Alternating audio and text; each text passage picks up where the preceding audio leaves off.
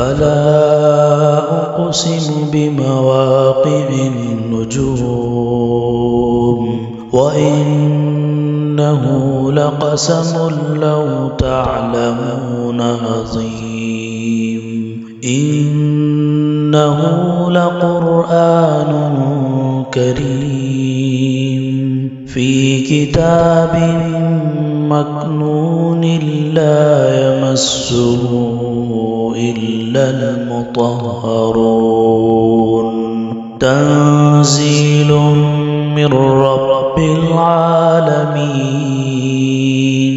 أفبهذا الحديث أنتم مدهنون وتجعلون رزقكم أنكم تكذبون فلولا إذا بلغت الحلقوم وأنتم حينئذ تنظرون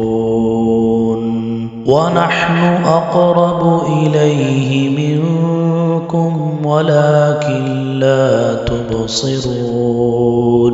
فلولا إن كنتم غير مدينين ترجعونها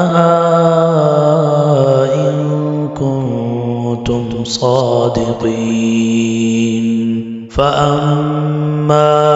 إن كان من المقربين فروح وريحان وجنة نعيم وأما إن كان من أصحاب اليمين فسلام لك من أصحاب اليمين وأما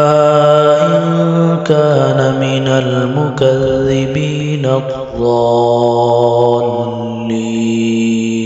فنزل من حميم وتصلية جحيم إن هذا لهو حق اليقين فسبح باسم ربك العظيم.